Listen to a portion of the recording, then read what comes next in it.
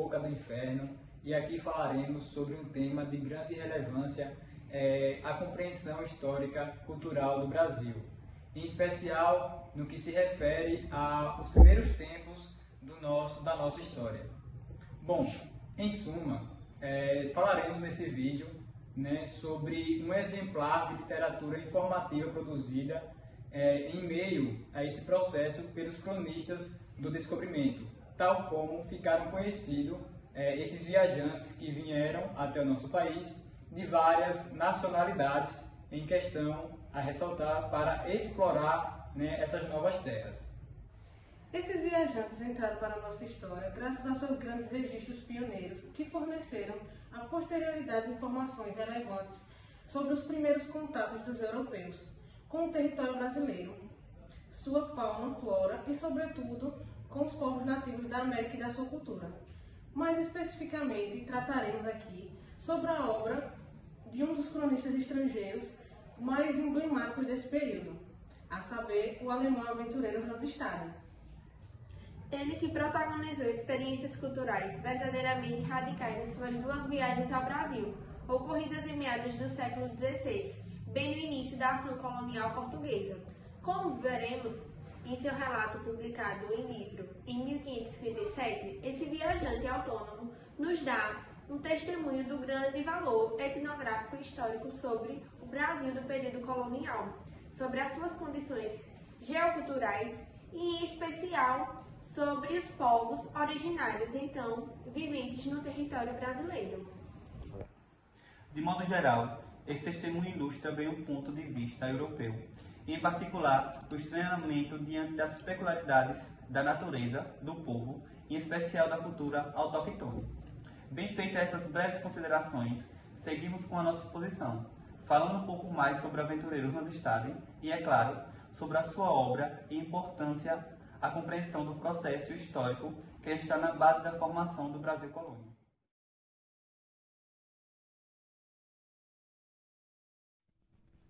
Olá pessoal, meu nome é Marine Farias e estou aqui para falar sobre o nosso autor Hans Staden. São poucas as informações disponíveis que temos sobre ele, mas sabemos que ele nasceu em Romberg, no Principado de Hessen, lá por volta de 1520, e ficou conhecido pela sua obra em que narra as aventuras por ele vividas em suas duas viagens ao Brasil. Este livro publicado a primeira vez lá na Alemanha em 1557, e tem como ponto alto uma narrativa de experiência de Staden como prisioneiro de uma tribo antropofágica, que seria a tribo dos Tupinambás. Essa sua experiência tem lugar nos primórdios na empresa colonial portuguesa, ao norte de São Vicente, província situada no litoral e atual estado de São Paulo. O título original dessa obra em alemão é bastante longo, como era de costume lá no século XVI. Traduzindo de forma resumida para o português, o título ficaria mais ou menos assim: Descrição verdadeira de um país de selvagens, nus, ferozes, canibais, situados no Novo Mundo América. Bom, trataremos mais adiante sobre os acontecimentos que envolvem a publicação desse relato antológico, suas diversas edições, traduções e sobre sua repercussão quanto seu surgimento do Velho Mundo. Mas agora falarei um pouco mais sobre a vida por trás dessa obra. Basicamente, tudo o que se sabe sobre a trajetória de Staden é o que foi contado pelo próprio aventureiro em seu único livro, que se configura em um típico memorial de viagem, gênero narrativo bastante conhecido e bem comum no século XVI. Pelo que se pode deduzir desse memorial de viagens, Hans Staden deixou sua terra natal em 1547, com o intuito de conhecer a Índia, e com esse propósito ele viaja até a Holanda e no porto de Kampen ele embarca em um navio de carga português, em direção a Lisboa, onde ele esperava encontrar um navio que o levasse às chamadas Índias Orientais. Contudo, como não consegue chegar a tempo de embarcar no navio com destino à Índia, ele arranja, com a ajuda de um compatriota, um lugar como artilheiro em uma nau com destino ao Brasil. Assim, no início de 1548, ele desembarca em Pernambuco, onde é chamado a lutar como mercenário ao lado de colonos portugueses, em um grande conflito envolvendo tribos indígenas hostis à empresa portuguesa na região. Após isso, em outubro do mesmo ano, o aventureiro retorna a Lisboa e tempos depois segue para Servilha com o intuito de realizar uma nova expedição ao Novo Mundo, dessa vez em uma armada espanhola que seguia o Rio da Prata, situado no sul do continente americano. Dessa forma, em meados de 1550, o aventureiro alemão partiu de armada espanhola rumo à região do Rio da Prata. Contudo, antes de chegar no destino final, o navio que o levava afunda no porto de Santa Catarina, onde havia parado para abastecer. De lá, depois de errar por cerca de 2 anos em paragens ermas e perigosas, junto com outros integrantes da tripulação, o viajante chega a São Vicente. E lá, ele recebe uma boa acolhida dos colonos portugueses e aceita o convite para servir como comandante de uma pequena fortaleza isolada, instalada na ilha de Santo Amaro, naquela mesma província. Essa decisão levará o aventureiro alemão ao ponto de maior tensão dramática de toda a viagem, pois, no cumprimento dessa tarefa arriscada, ele se coloca na linha de frente de um conflito mortal. A batalha implacável, envolvendo de um lado portugueses e seus aliados nativos, que são os tupiniquins, e do outro lado as tribos tupinambás aliadas dos franceses, na disputa pelas cobiças terras do Brasil. Finalmente, em certa ocasião, enquanto procurava seu escravo Carijó, em uma mata próxima ao forte, Estado é capturado pela tribo inimiga, que o manterá em sua posse por mais ou menos uns 9 meses. Posteriormente, em seu livro, o aventureiro contará com riqueza de detalhes essa traumática experiência, durante a qual ele presencia diversos rituais antropofágicos. Dentre outras coisas, em seu relato, caracteristicamente direto e muitas vezes cru da situação, ele conta como, por meio de diversas estratégias, ele consegue se livrar do destino trágico de muitos portugueses e nativos, que foram feitos prisioneiros por tribos antropofágicas, em meio a sangrentas disputas territoriais que tiveram lugar em meados do século XVI, naquela mesma região. De acordo com o testemunho do autor, após muitas tentativas infrutíferas, tendo sido entregue a tribos tupinambás, habitantes de Niterói, na região de Baía da Guanabara, Staden seria resgatado por tripulantes de um navio cargueiro francês, em outubro de 1554, vindo a aportar em Normândia, na França, em fevereiro do ano seguinte. Posteriormente, em 1557, sairia sua primeira edição do seu relato, impressa em Marburgo, situada no Principado de Hessen, que seria a região natal do autor. Pelo que se sabe, nessa época Hans Staden vivia na província de Wolfhagen, que seria no mesmo Principado.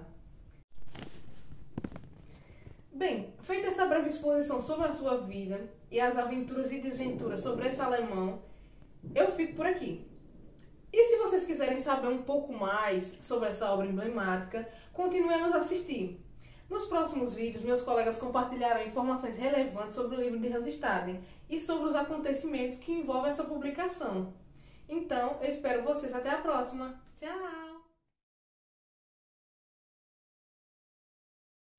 Olá pessoal, me chamo Laura e irei falar sobre o contexto de produção e publicação do relato de viagem do aventureiro alemão Hans Staden, incluindo a sua repercussão quando do surgimento da primeira edição da obra no Velho Mundo. Além disso, falarei também sobre as diversas edições e traduções em diversas línguas que esse instigante relato teve, desde a sua primeira aparição em meados do século XVI. Como vimos na exposição anterior, em linhas gerais, o livro de Hans Staden se configura como um memorial das 2 viagens realizadas pelo autor ao Brasil, ocorrida entre os anos de 1547 e 1555. O ponto alto desse relato é a experiência do autor como prisioneiro de uma tribo antropofágica de Tupinambás, viventes ao norte de São Vicente, uma importante província fundada nos primórdios da empresa colonial portuguesa no Brasil. Dito isto, falarei um pouco sobre os acontecimentos históricos que constituem o pano de fundo dos acontecimentos relatados por Hans Staden em seu livro emblemático. Como é corrente, 1500 é um marco histórico da tomada de posse das terras do Brasil pela coroa portuguesa. Contudo, nas 3 décadas subsequentes à viagem da armada capitaneada por Pedro Álvares Cabral ao Brasil, os portugueses pouco fizeram para estabelecerem uma empresa colonial no então chamado Novo Mundo. Em vez disso, nesse período, a coroa lusitana concentrava a maior parte dos esforços bélicos e coloniais na manutenção dos territórios recém-conquistados na Índia Oriental. Enquanto isso, A chamada América Portuguesa servia apenas como porto de passagem em local de exploração de pau-brasil. Apenas a partir de 1531 tem início as primeiras investidas sistemáticas portuguesas no sentido de colonizar as terras do Brasil. As capitanias hereditárias foram então instituídas e levadas a sério pela administração da coroa portuguesa. Finalmente, após eventuais fracassos da empresa colonial lusitana em 1549, com a vinda da armada de Tomé de Souza ao Brasil, toda a colônia passa a ser governada diretamente da Baía de Todos os Santos. Antes da instalação do governo geral na Bahia, precisamente no ano de 1548, ocorreria uma batalha de grande repercussão e decisiva a implantação do governo geral na América Portuguesa. Esse acontecimento foi o levante de nativos tapuia contra colonos portugueses, ocorridos na região de Olinda, na capitania de Pernambuco, sob a administração do donatário Duarte Coelho Pereira. Essa rebelião, que é referida por Hans Staden em seu livro, marca a primeira viagem do aventureiro alemão ao Brasil, que durou ao todo, contando da partida até o retorno à Europa, cerca de 16 meses. Em seu relato, no qual, ao menos em algumas partes, se nota certo exagero, Staden conta como cerca de 8.000 indígenas revoltosos, segundo ele, sitiaram a povoação de Igaraçu e foram derrotados pela guarnição portuguesa. Ele conta ainda sobre a sua participação nesse combate, dando detalhes de como, atuando como mercenário em troca de futuros favores da coroa portuguesa. Ele se juntou à guarnição de mais de 90 colonos, 30 escravos africanos e um quantitativo significativo de índios aliados, tendo em vista conter um ataque tapuia.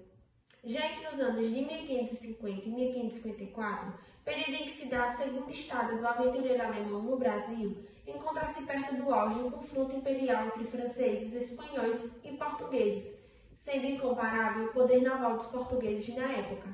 Então, esses três reinos disputavam recursos e controles do comércio global, que muitas vezes resultou em violência extrema, devido à posição do Brasil como recurso de alta prioridade. Confrontos sangrentos no território brasileiro eram frequentes. Nesse contexto, era estratégico o Porto de São Vicente, a primeira capitania portuguesa no Brasil, onde Hans Staden veio se deparar após diversos incidentes, no início de 1553, cerca de 2 anos depois de seu retorno à América Portuguesa. Nessa época, na região de São Vicente, ocorre uma sangrenta disputa entre duas tribos nativas, a tribo dos Tupiniquins, aliada dos colonos portugueses, e a tribo dos Tupinambás, que haviam feito aliança com os franceses, contra portugueses e tupiniquins. Para proteger a região dos ataques tupinambás, os colonos portugueses constroem uma fortificação na ilha de Santo Amaro, próxima à povoação de São Vicente. Entretanto, em vista da ameaça das tribos hostis, ninguém se aventurava a assumir o comando do lugar, que permanecia desabitado. Assim, ao chegar em São Vicente, em troca de um bom salário e com a promessa de favores reais, o aventureiro Hans Staden acaba por aceitar o posto de artilheiro do Forte de Santo Amaro, onde se alojaria na companhia de 3 colonos e alguns escravos carijós. De acordo com o combinado, ele deveria permanecer nesse posto por 4 meses. Contudo, de passagem por São Vicente, o governador-geral Tomé de Souza lhe pede que fique na fortaleza por mais 2 anos, em troca de boas recompensas pelos serviços prestados. Porém, antes do prazo percorrido, por volta do início de 1554, ele é capturado por nativos tupinambás, permanecendo prisioneiro por quase 9 meses. É desse episódio e suas consequências que trata a maior parte de seu livro. A experiência de Staden foi um dos primeiros relatos de canibalismo feitos por um europeu, motivo pelo qual, mais tarde, causaria turbulência no mundo da antropologia, que anteriormente havia contestado a existência dessa prática. O livro apareceu em Marburg no início de 1557, em um pequeno volume em quarto, adornado com xilogravuras, executadas sob a supervisão pessoal do autor. O livro de Hans Staden foi um dos primeiros relatos do Novo Mundo e do Brasil a aparecer em alemão, grande sucesso de público já na época de sua primeira publicação.